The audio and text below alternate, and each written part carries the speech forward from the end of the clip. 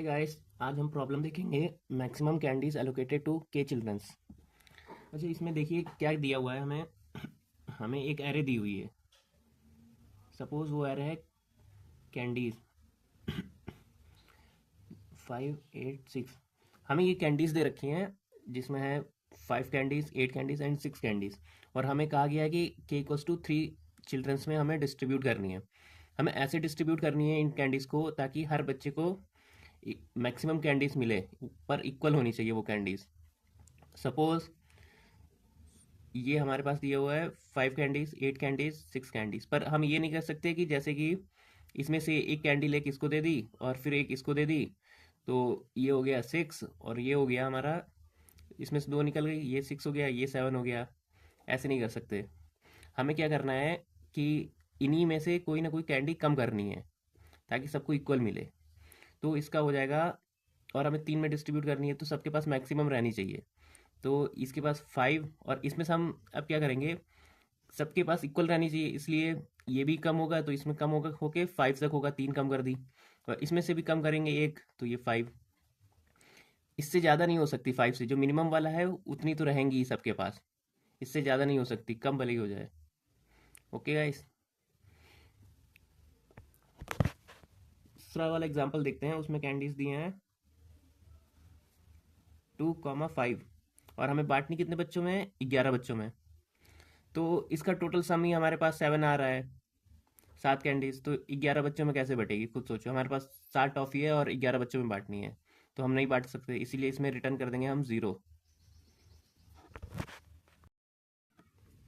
इसमें एक चीज़ और ध्यान रखेंगे गाइस, जैसे कि हमारे पास ये एरे दे रखी थी 5 8 एंड 6। अब हम देखेंगे कि हम जो लेने वाले हैं मिनिमम हर स्टूडेंट को कितनी कैंडीज दे सकते हैं, 1। इससे कम तो नहीं दे सकते। और मैक्सिमम हम कितनी दे सकते हैं, मतलब मैक्सिमम, इसलिए मैक्सिमम हम 5 दे सकते हैं।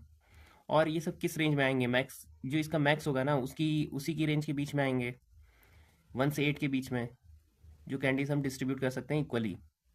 ओके गाइस, तो इसमें हमें अब क्या करना है, इसके बीच से ही निकालना है, तो हमें इसमें लगानी पड़ेगी बाइनरी सर्च। ओके गाइस, फिर बाइनरी सर्च निकाल के हम क्या करेंगे, जैसे 1 से 8 तक इनके बीच में ये तीनों कैंडीज आ ही रही हैं, तो हम इसका जब मिड निकालेंगे तो हमारा मिड क्या आएगा, 1 + 8 9 डिवाइड बाई 2 4.5 आ जाएगा। 4.5 विच मीन्स 4। तो पहले हम 4 डिस्ट्रीब्यूट करके देखेंगे। अगर 4 इक्वली डिस्ट्रीब्यूट हो जाती है फिर हम देखेंगे, फिर हम इसको नहीं लेंगे इधर वाले को, क्योंकि फिर तो मिनिमम हो जाएगा, हमें मैक्सिमम डिस्ट्रीब्यूट करनी है, तो हम इस साइड फिर सर्च करेंगे। फिर इस साइड जब सर्च करेंगे 4 + 8 12, तो हमारा क्या आ जाएगा, डिवाइड बाई 2, हमारा मिड आ जाएगा 6। अब हम देखेंगे 6 इक्वली हम डिस्ट्रीब्यूट नहीं कर पा रहे हैं, तो यहाँ पे माना कि हमारा 6 आ रहा था, तो हम फिर इन दोनों के बीच में सर्च करेंगे। तो 6 + 10 डिवाइड बाई 2, ये हमारा आया 5, तो यही हमारा आंसर होगा, यही रिटर्न कर देंगे। Okay guys. गाइस, अब हम देखेंगे सोर्स कोड। सोर्स कोड में सबसे पहले हम INT मैक्स लेंगे ताकि मैक्सिमम वैल्यू निकाल लें हम। मैक्स सबसे पहले 0 ले लेंगे, फिर लॉन्ग सम, सम 0 ले लिया, मतलब इनिशियलाइज कर दिया है अभी। अब हम फॉर लूप लगा के थ्रू द एरे हम निकाल लेंगे मैक्स की वैल्यू एंड सम की वैल्यू। एंटी कैंडी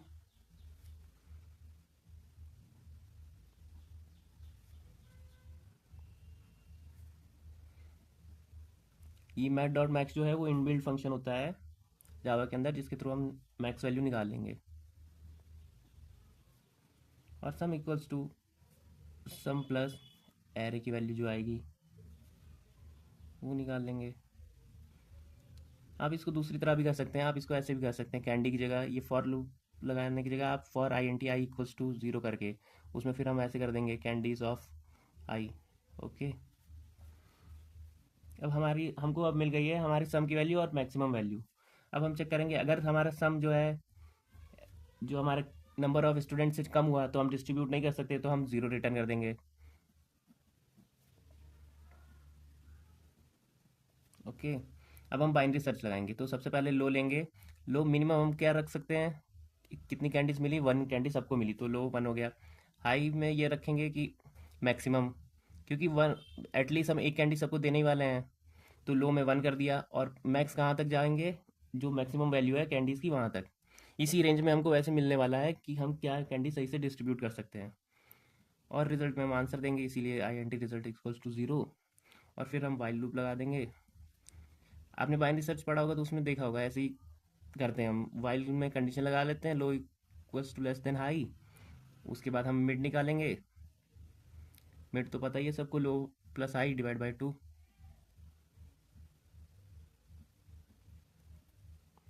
अब क्या करेंगे, हम चेक करेंगे कि हम कैंडी सही से डिस्ट्रीब्यूट कर पा रहे हैं कि नहीं कर पा रहे हैं। इसीलिए उसके लिए एक फंक्शन लिखेंगे, कैन डिस्ट्रीब्यूट।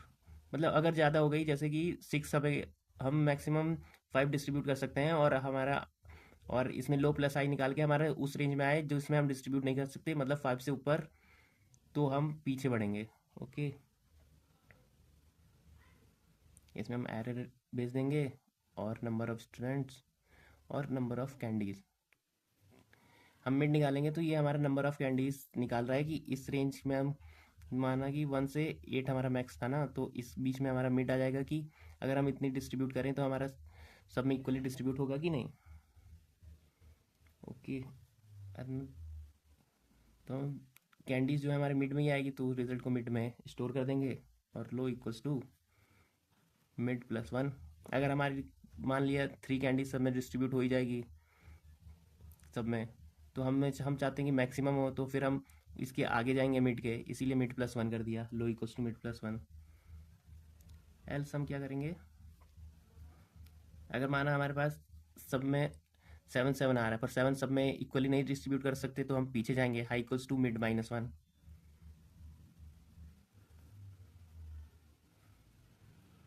और रिटर्न कर देंगे रिजल्ट। अब हम फंक्शन लिखेंगे डिस्ट्रीब्यूट वाला, प्राइवेट बुलियन रिटर्न करेंगे, क्योंकि हमें यहाँ पे चेक कर रहे हैं।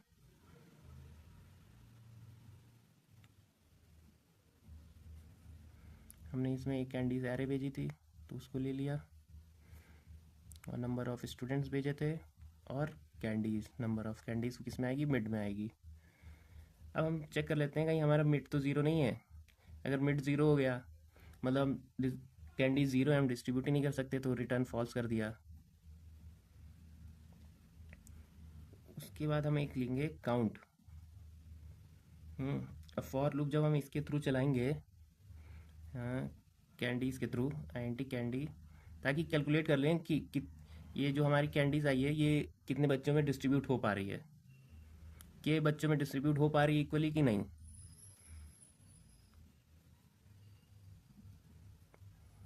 तो ये कैसे पता चलेगा, number of candies divide by जो जो हमारी इसमें कैंडीज़ हैं, जो कैंडीज़ वाले एरे में, डिवाइड बाय जो हमने कैंडी मिड के थ्रू कैलकुलेट की है, जो इक्वली डिस्ट्रीब्यूट हो जाए।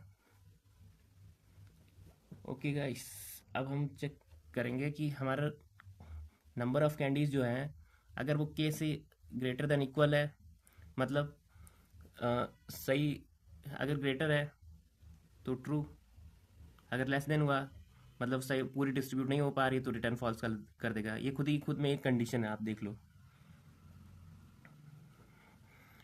Okay guys, I can provide you the,